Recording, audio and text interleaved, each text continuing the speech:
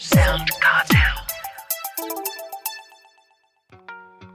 What's really driving your best employees to leave? And what does it take to achieve exceptional performance?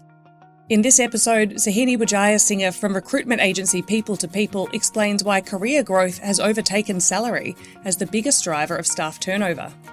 Suhini also shares practical ways businesses can improve retention through clearer expectations and meaningful career conversations. Then, ultra-endurance athlete and entrepreneur Jason Dunn argues that talent isn't what separates high performers from the rest. He explains why discipline, purpose, and consistently doing the hard things matter far more. From Sound Cartel, I'm Grace Jennings-Edquist, and this is Business Essentials.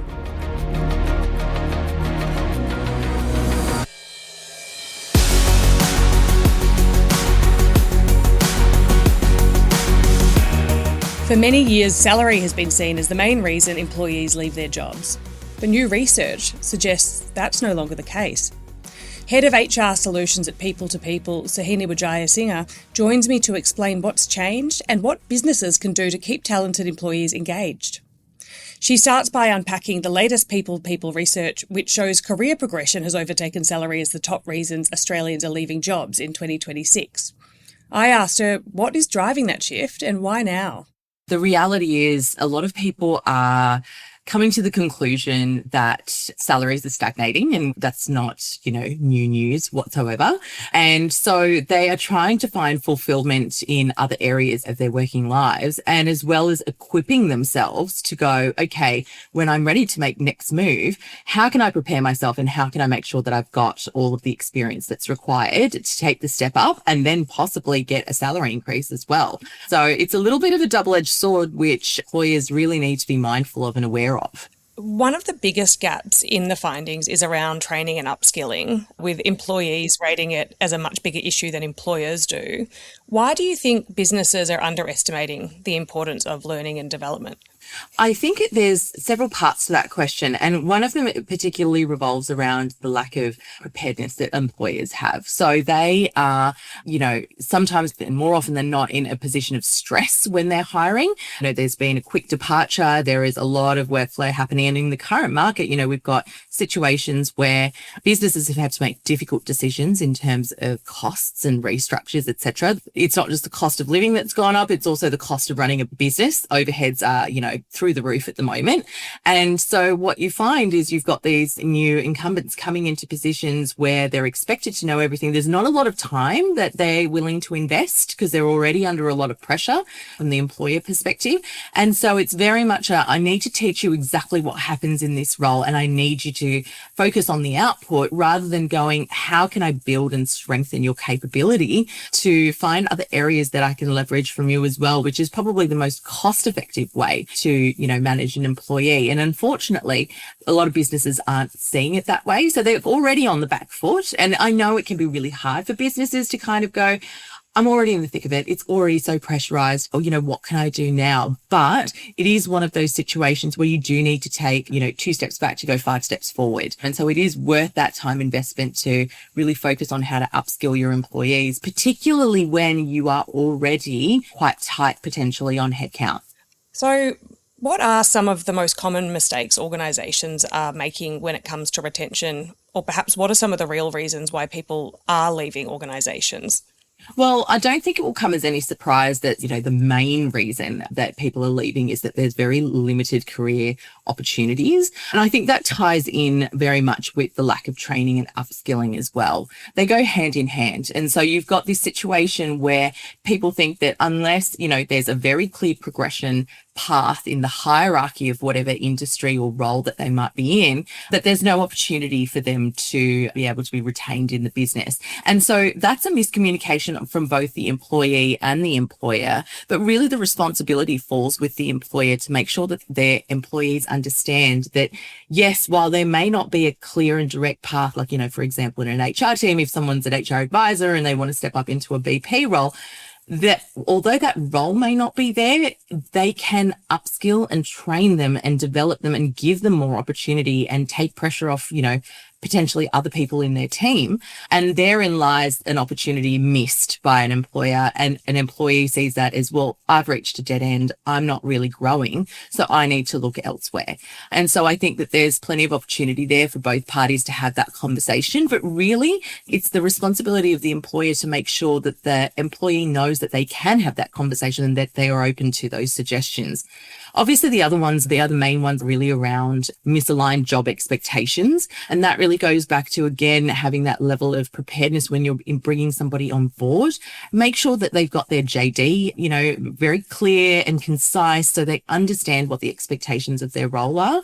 And that will tie into the last one, which is poor work-life balance. And what you find there is people who don't understand the parameters of their role, both as a manager and as the person in the job, then end up with this expectation of doing other pieces of work, or not really understanding whether one headcount is sufficient for the work that they're asking this person to do.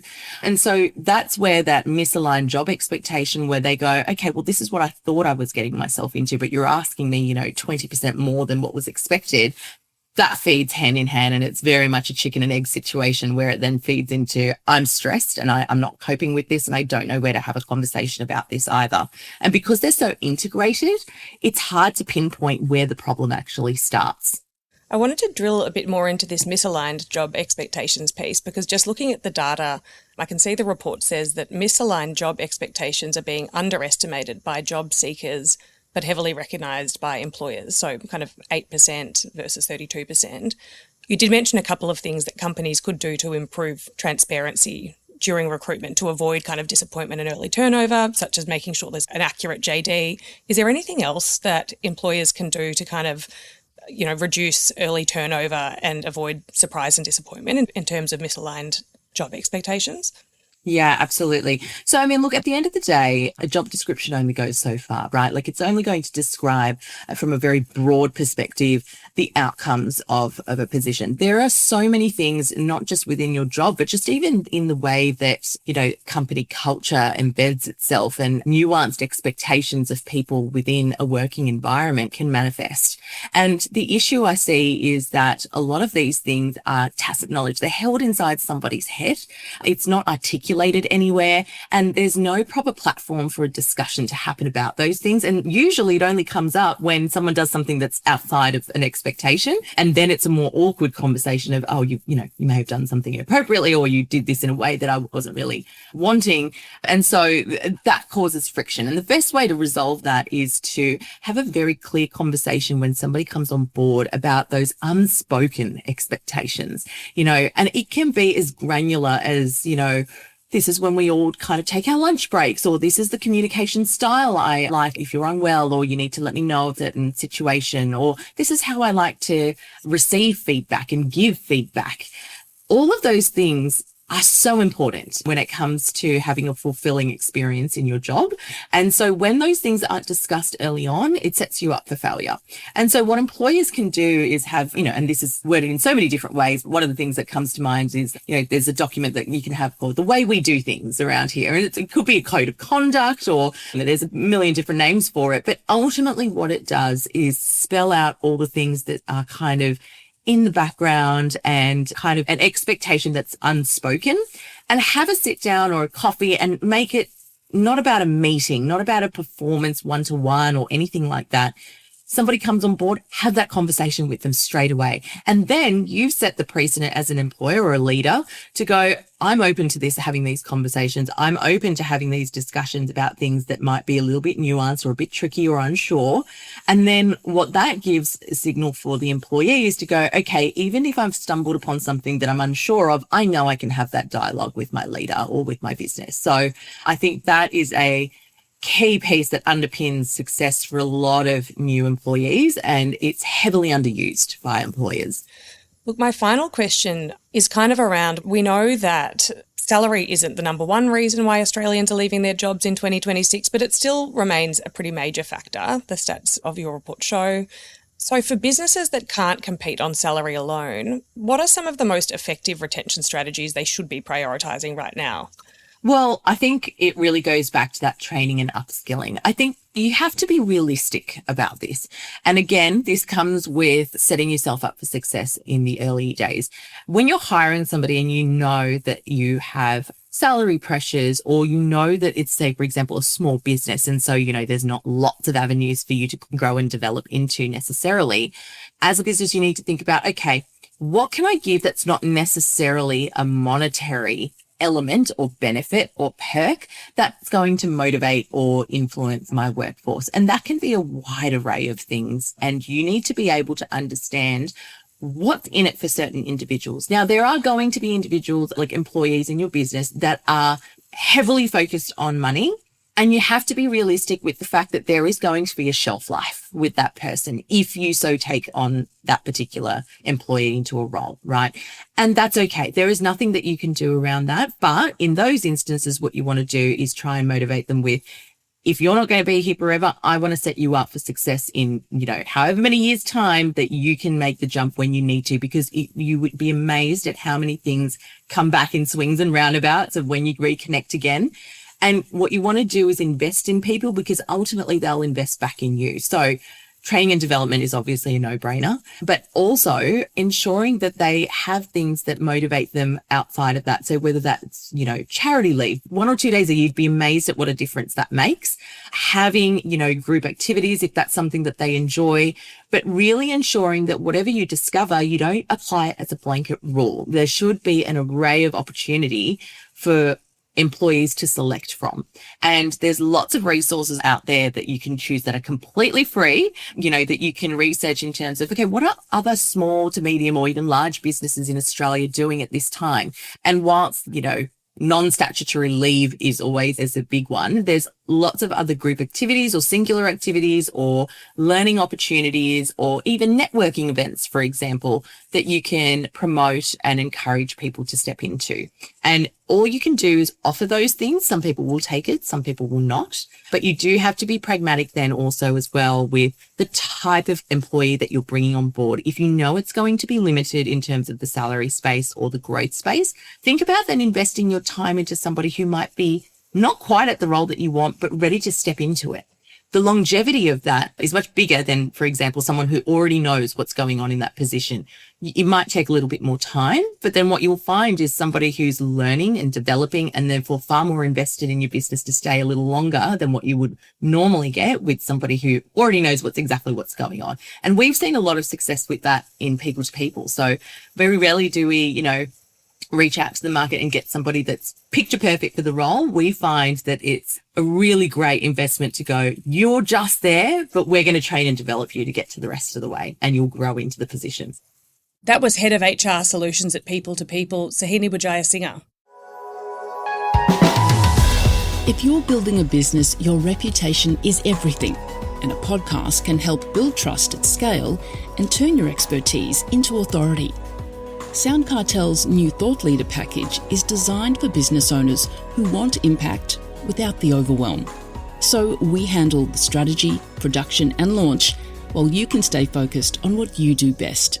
You can book your free 20-minute strategy call at soundcartel.com.au.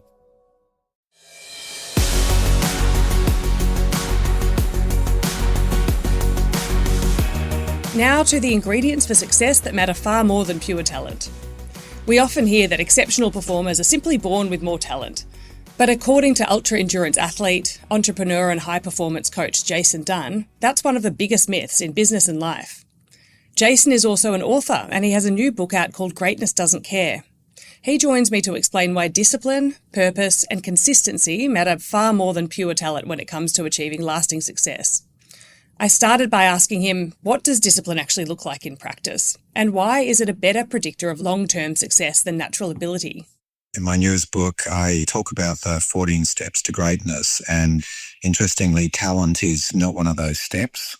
And in the annals of history and in my personal experience, there are many other steps that, contribute more significantly to greatness, whether it's in business or personally. And discipline for me has been my bedrock, regardless of its application. And discipline essentially is the alignment between wisdom and action. Discipline requires a plan, a clear plan in a business that's both a strategic and a tactical plan. And it's knowing what you should be doing and when you should be doing it, and the discipline to actually do it, regardless of the circumstances, regardless of the challenges, regardless of emotion, regardless of how you feel in the day, whether you're inspired or not. And that's the wisdom of knowing from your plan what you need to do and making hundreds, thousands of tiny decisions that, are perhaps all sliding door moments, because, creating discipline, knowing what will make a difference and doing it regardless of how you feel, with the confidence that it will generate or produce the outcome that you require. And that outcome is always aligned to purpose. So often businesses don't have a purpose. They might have a mission statement. They might have something corporatized that they hang on a wall, but truly understanding your purpose personally and in business is absolutely essential, because everything you do should align. Yeah, absolutely. You write about the importance of discomfort. In business, where do you most often see leaders avoiding discomfort? And what do you think that avoidance can end up costing them? I think for business owners and, for individuals, I believe that everything we do pervades every aspect of our life. And, whether it's discipline, courage, planning, resilience, all of those elements play a significant factor. And again, discipline comes into the wisdom to know when to act and not to take the easier route, because as humans, that's a tendency we have. So we tend to gravitate towards an activity or an action that's more comfortable and isn't uncomfortable, isn't discomfort, because it's just easier in the moment. That's discomfort that we avoid. And the consequence of that, obviously, is the problem, the issue, the challenge, the development. It won't go away. In fact, as you, I'm sure, realize, Grace, it will grow. It'll snowball. So I have a favorite mantra that I've lived by since, my life changed. I made the decision to change my life because I had lived with so much regret and I wasn't fulfilling anywhere near my own potential. And it goes like this: to be truly successful in life, you must first do what you don't want to do when you don't want to do it until you do. And that is the recognition that you value the challenge, you value the issue, and you know that, you have to overcome the issue. So discomfort and struggle, that's life. Whatever aspect of life it is, and particularly in business, that is life. Discomfort and struggle are so important because, firstly, you're on the right pathway. If you're not growing, if you're not progressing, if you go backwards or you're stagnating, it's often because you're not prepared to face that discomfort or struggle. And I'm a firm believer, as I've seen this in others, and it's in the annals of history and thousands of occasions, and certainly in my life, is, discomfort is necessary, and you can influence your mindset to actually embrace struggle. That's one of my favorite concepts, is accepting that, if you want to grow something remarkable, something incredible, or, even less incredible, but it means growth and moving forward, is you will encounter struggle. It's just, you have to accept it. And I found techniques, mindset techniques, and mindset is one of the absolutely essential steps of finding your own greatness, whatever that might be, that you actually recognize that it's the struggle that brings meaning. And you can welcome struggle. You can actually say in the moment that this is what will make me great. And when I say great, I don't mean a winner, or it's not about ego. But my greatness depends on struggle because it's inevitable. And perhaps that's, if others are not dealing with struggle in that way, then me actually dealing with that in that moment is essentially, that's my pathway to success. Just to take a slight sidestep, I want to talk about comparison, because it seems that comparison has become almost unavoidable in this age of social media and constant business benchmarking. How can leaders stay informed about competitors without falling into that trap of comparing themselves into paralysis or self-doubt? Comparison is the death knell, or, comparison will kill joy. It will often kill greatness. And I think the relevance with comparison is, being grounded in who or what you're comparing yourself with. So if you are a startup business or you're a fairly new business, comparing yourself to a well-established, high-performing business is not a fair comparison by any means. And I think that I'll give you an analogy in running or in sport, which I think most people can relate to. But we often, when we compare ourselves based on benchmarks, often on benchmarks, so that's about performance, all that does is tell us that we have more to do and there is a great opportunity to improve. It doesn't actually tell us what to do. So my hack, if you like, in terms of comparison is bear in mind where, the stage of your business and your development. But if you want to compare yourself, the intent must be to improve, not to benchmark. And people compare outcomes and results. They often compare, tables or, success or revenue or a whole bunch of different things. Instead of identifying the practices within a business, in other words, the inputs. If you want to compare anything, compare inputs. So what are they doing and how are they doing it? Not what's the result, what are they generating, how successful they are, but how do they do that? So that might be, it could well be, how do I, what's their culture? How do they work with their people? How do they, create an amazing team? What's their purpose? Is it a corporate mission statement or is it a purpose? How aligned? What do they do to align to their purpose? And are you aligned to your purpose? So it really is about lifting out the inputs. And in terms of, if I put that into a running analogy, because this is probably the simplest for many people to understand, if your purpose is, and by the way, purpose is not a goal. People get very confused. Goals are either short or long-term aspirations, but they don't necessarily bring meaning. Purpose is something that evolves and transforms and you evolve with it. But so if your purpose is, to live a healthy, fit life and be strong and, perhaps you want to take up running or you're a new runner, you want to learn from the best. So you find someone, like Eliud Kipchoge or someone that is, an amazing, incredible athlete. Now, if you compare yourself to them, then that will be so, deflating and self-defeating. So you'll probably give up. It won't provide any motivation or incentive at all. But if you break down elements of what an athlete like that does, how they run, how they train, then you have a tangible, realistic set of activities and inputs that you can actually start to focus on. So it's not about the output, it is about the input. Everything is about input. And I know that in businesses, I've witnessed this so many times where, there's great competition and there's leaderboards internally and people measure performance based on outputs. So if you're having a conversation with someone in your team whose outputs or results are not strong, by the time you're having that conversation, it's actually, and perhaps it's even, you start to, put in place a development plan, it's going to take 3 or 4 months to change those results and those outputs. And by which time, the conclusion is often, the person will leave before there's any real demonstrable results or outcomes. So you have to focus absolutely on the inputs. You have to focus on how somebody does something, what other coaching or training do they need? Do they need a mentor? So comparison is the thief of joy and the greatest thief of greatness. So my advice there would be study what people do, how they do it, and pick out the elements that work for you and build them into your plan, and then have the discipline to know and the wisdom to know what it is that's critical that you execute each day, and then you show up. The last question I wanted to ask is kind of about a theme of reinvention, because one of the themes in your book is that it's never too late to reinvent yourself. So for someone who's listening who might have spent 20 or even 30 years in a career or business and feels stuck, what would you say is the first step towards meaningful reinvention?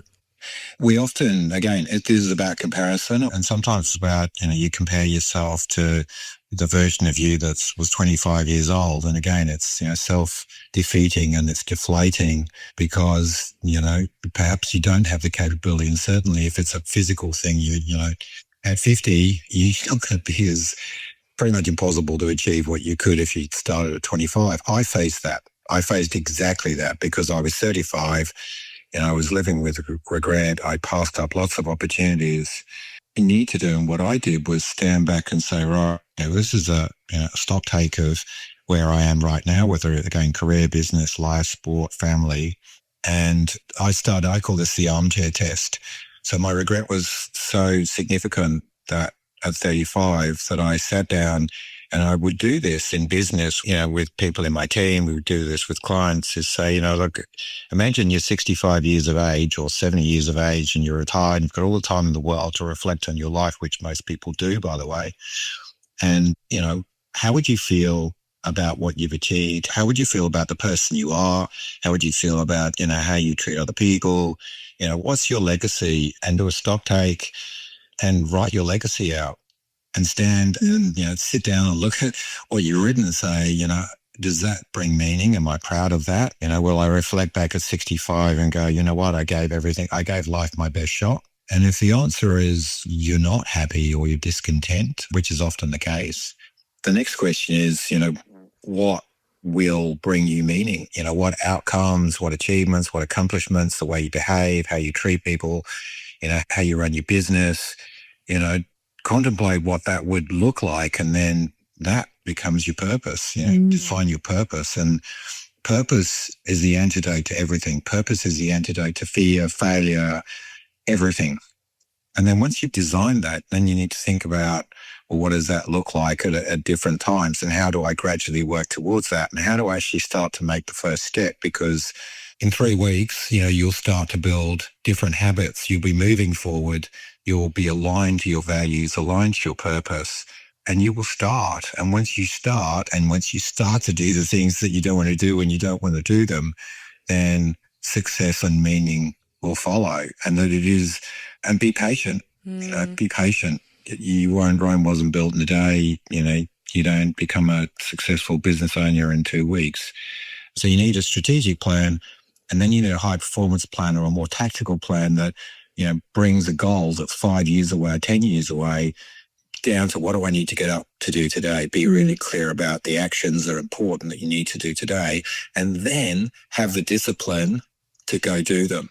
And that builds evidence and confidence that you are on the pathway to achieve this remarkable feat, or it might be a smaller feat. It might be something you believe is impossible. And in life, seeing people achieve things they once thought impossible is one of the most remarkable circumstances and experiences. That was ultra endurance athlete, entrepreneur, high performance coach and author Jason Dunn.